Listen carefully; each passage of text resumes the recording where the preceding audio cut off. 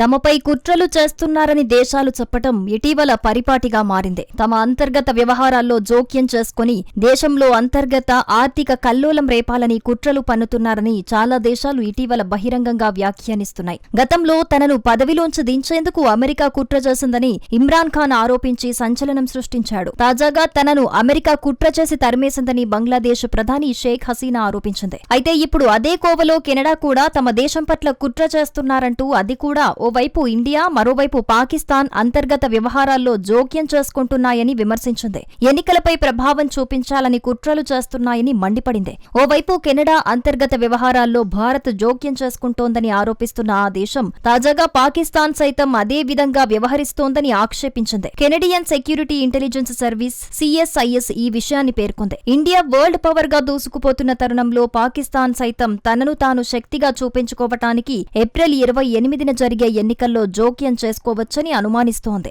Canadian Security Intelligence Service CSIS deputy director of operations Vanessa Lloyd Islamabad కెనడాపై కుట్ర చేస్తోందని దుయ్యబట్టింది. India సైతం తమ ఎన్నికల్లో జోక్యం చేసుకోవచ్చని కూడా ఆమె పేర్కొన్నారు. భారత ప్రభుత్వానికి భౌగోళిక రాజకీయ ప్రభావాన్ని నొక్కి చెప్పటానికి కెనడియన్ కమ్యూనిటీలు ప్రజాస్వామ్య ప్రక్రియలలో జోక్యం చేసుకునే ఉద్దేశం సామర్థ్యం ఉన్నాయని ఆమె చెప్పారు. గత సంవత్సరం కెనడా 2 దేశాలపై ఇలాంటి ఆరోపణలే చేసింది. ఈ ఆరోపణను ఇండియా నిర్ద్వంద్వంగా తిరస్కరించింది. 2021-2019 సార్వత్రిక ఎన్నికల సమయంలో భారతదేశం పాకిస్తాన్ 2 రహస్య కార్యకలాపాలను ఆరోపిస్తూ విదేశీ జోక్యంపై ఏప్రిల్ 2024లో ఒక ప్రకటన విడుదల చేసింది. 2021లో ఖలిస్తానీ ఉద్యమం పాకిస్తాన్ అనుకూల వైఖరికి సానుభూతిపరులైన భారతీయ సంతతి ఓటర్ల ఏరియాల్లో ఎన్నికలను ప్రభావితం చేసేలా ఇండియా పనిచేసిందని కెనడా ఆరోపిస్తోంది. అనుకూలమైన అభ్యర్థులకు అక్రమంగా ఆర్థిక సహాయాన్ని అందించి ప్రజాస్వామ్య ప్రక్రియలను దెబ్బతీయాలని చూస్తోందని కెనడా అనుమానిస్తోంది. 2019 ఎన్నికల్లోనూ కెనడాలో తమ పలుకుబడి తగ్గకుండా ఉండేందుకు పాకిస్తాన్ కుట్రలు చేసిందని ఆ దేశం ఆరోపిస్తోంది. ఇండియాపై ఆరోపణలు నిరాధారమైనవని కొట్టిపారేసింది. కెనడానే ఇండియా అంతర్గత వ్యవహారాల్లో జోక్యం చేసుకుంటోందని పేర్కొంది.